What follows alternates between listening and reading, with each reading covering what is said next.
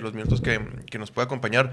¿Cómo andas? Te hemos visto muy movido, Omar, ya en el relativamente poco tiempo que llevas, yo creo que ya no es tan poco, pero en relativamente poco tiempo que llevas allá en el Senado de la República, ya han sido varios posicionamientos en tribuna, más aparte de tus trabajos en comisiones o en otras cosas, ¿no?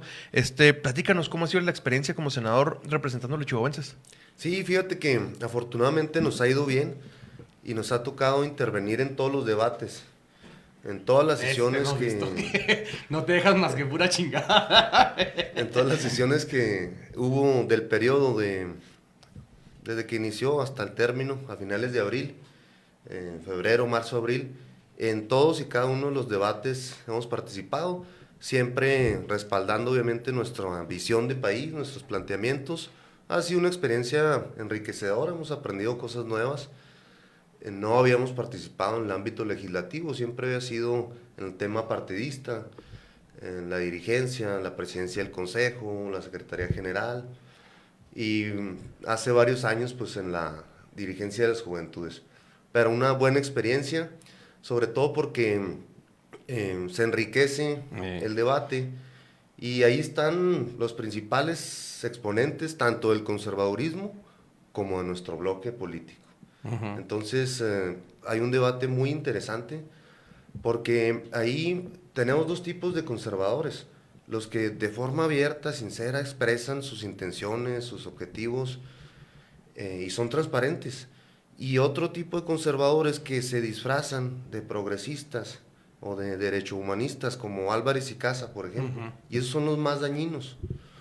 O los que traicionaron al movimiento, que son senadores que ocupan un escaño gracias a los votos del presidente López Obrador. Como fue Lili, como fue Germán Martínez. Entonces, luego traicionaron al movimiento, no a Andrés Manuel López Obrador, al pueblo de México. Porque gracias a los votos del pueblo ocupan esos lugares. Y son los más incisivos en las mentiras, en las calumnias. Entonces, cosas interesantes me ha tocado aprender, pero sobre todo poder contribuir en el debate nacional para fortalecer a nuestro proyecto y poder apoyar iniciativas tan importantes del presidente López Obrador que se han discutido y se han aprobado en la Cámara, como la reforma a la ley de amnistía, por ejemplo, a la ley de amparo, que es fundamental.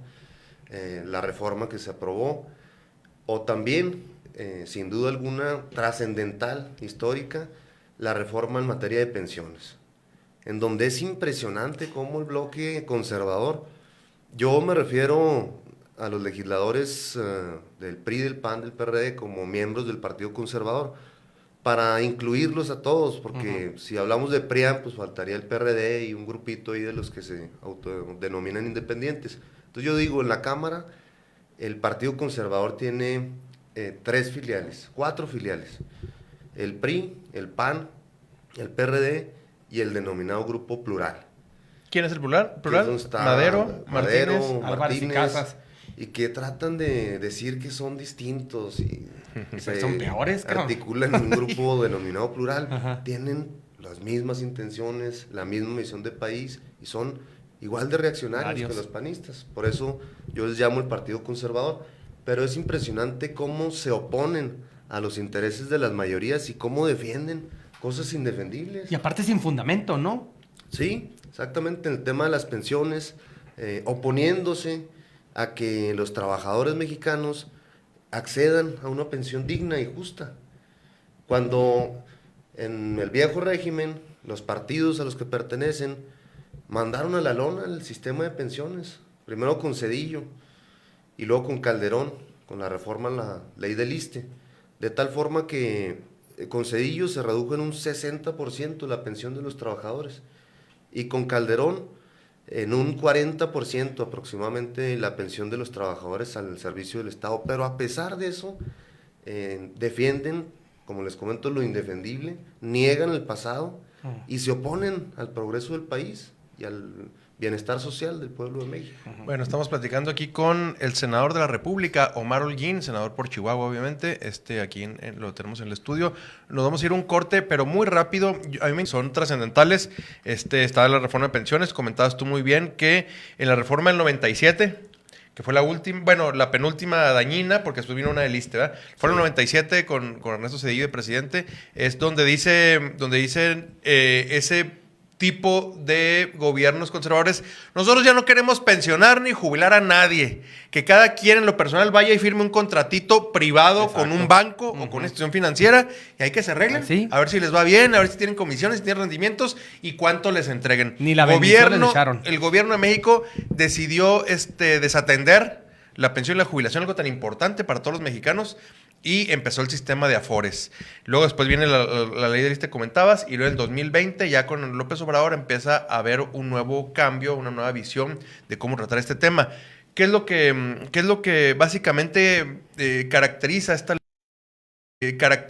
ley de pensiones, Omar, que te tocó estudiar? Bueno, el objetivo es lo que está planteando el presidente de la República, que 28 millones de trabajadores puedan acceder a una pensión justa, que luego de la pauperización que generaron estas reformas del viejo régimen del PRIAN, los trabajadores jubilados pues están en la miseria, la gran mayoría de ellos.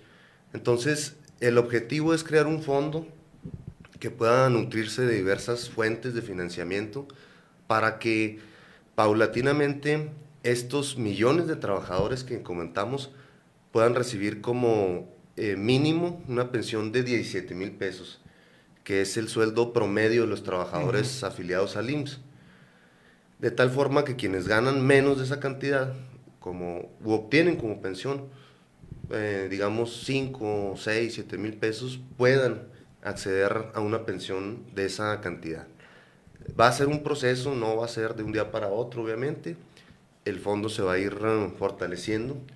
Hay una gran mentira que los panistas difundieron al máximo, porque decían, López Obrador se quiere robar tus afores. Tus ahorros. No, el mismo presidente municipal aquí hablaba La sartes gobernadora, de mentiras cabronas, pero un güey. nivel de mediocridad Sí. y de falsedad increíbles, o sea, totalmente en contra de todo argumento, de todo fundamento, declaraciones al estilo de ellos, de la gobernadora y del alcalde, a la ligera totalmente, sin fundamento alguno. Entonces, ¿qué es lo que se planteó? Que de las cuentas inactivas no reclamadas suman un total de 40,000 millones de pesos, que estos fondos pasen a ser administrados, no expropiados por el gobierno. No chingados, no chingados. Así es, administrados por el Fondo de Pensiones para el Bienestar, porque los bancos que manejan las afores están jineteando estos 40,000 millones de Son pesos. sí, son los que chingan. Entonces, los que capitalizan a toda madre. Y por ley deberían de haberlos transferido desde hace 2 años por la reforma que se hizo a la ley del IMSS al Instituto Mexicano del Seguro Social. No lo han hecho. Encabeza la lista de afores, Afore Azteca, por ejemplo, de Salinas Pliego, porque quieren seguir jineteando ese dinero. Generando rendimientos para ellos. Claro, porque cuando menos están llevando anualmente por la administración de esos fondos unos 4,000 millones de pesos. Entonces el presidente dice que estos réditos, no los 40,000 millones de pesos, esos no se van a tocar, que son de cuentas inactivas no reclamadas. Pero los réditos, pues que fortalezcan el fondo de pensiones y que sirvan para incrementar la pensión de los trabajadores. Y los panistas descaradamente en la Cámara defendiendo a los bancos y en contra de los trabajadores. No 4,000 millones de pesos gratis. Oye, no fíjense, mames, pero buen dato, para cabrón. dimensionar, a ver, No mames. la gente que normalmente nos acompaña, que a lo mejor le ha tocado ser, no sé, empleado público, ¿se han dado cuenta ustedes que de repente en tu dependencia, en tu oficina, en tu trabajo, si la nómina te llegaba por BBVA y de repente dicen, no, ya cambió, ahora te va a llegar por HSBC? Yo creo que ustedes saben que obedece a una razón. Cuando cambia la nómina de banco, a los bancos les favorece porque manejar toda la nómina de tu departamento le genera a ellos rendimientos, comisiones, etcétera. Y se dice, porque eso no pasa en México, que los políticos se llevan un moche, los jefes, los secretarios o los directores, un moche por cambiar de banco tu nómina. Ahora imaginémonos todos los afores de todo el chingado país. Todo lo que representa en réditos, en comisiones, en beneficios financieros para los bancos, manejar literalmente todas las pensiones de todos los mexicanos, cabrón. Entonces, como bien dice el senador, pues no se quieren deshacer de esos No, los porque bancos. no son pendejos. Exacto. Pero es muy importante lo que comentaste. A ver, cambia de administrador. Exactamente. Más no quiere decir que desaparezca el dinero. En cualquier momento que un trabajador quiera, en esas cuentas inactivas, abandonadas, quiera pedir que se le dé su dinero, se lo tiene que dar. Lo maneje el seguro, lo maneje un banco, lo maneje este nuevo fondo. El derecho no se pierde, ¿verdad, Omar? Exactamente, porque la ley tutela ampliamente el derecho del trabajador a cobrar o a retirar sus ahorros. Y el derecho clara y expresamente se establece en la ley su carácter imprescriptible. Entonces yo les decía, bueno, a ver, legisladores conservadores, yo los reto a que manden al más inteligente, al más avispado de sus miembros para que nos explique técnicamente cómo un trabajador titular de una cuenta inactiva que no ha sido reclamada pueda acudir ante la dependencia correspondiente a retirar sus fondos y les ha negado su derecho. O sea, técnica y jurídicamente, ¿cómo pudiera pasar eso? No hay forma. No hay forma. Es una gran falacia de la derecha, del PAN. Pero el fondo es que son cabilderos de los bancos. Sí, claro. Reciben dinero para defender los intereses de los bancos. Y lógicamente que están en contra de los derechos de los trabajadores. Ahí el senador Gómez Urrutia lo planteó, yo le pregunté, explíquenos